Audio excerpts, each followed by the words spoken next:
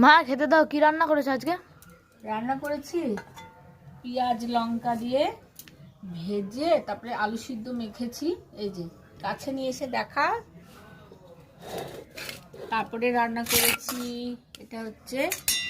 এটা পটল দিয়ে আলু দিয়ে একটা চচ্চড়ি টাইপের করেছি।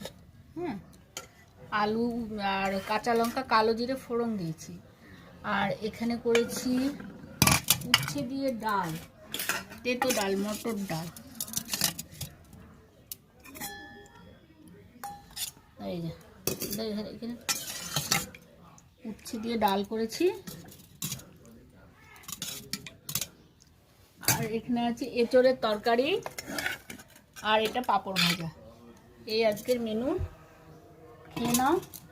ভিডিওটা যদি ভালো লাগে তাহলে সাবস্ক্রাইব করে আমার পাশে থাকবেন। দেখা হচ্ছে নেক্সট ভিডিওতে।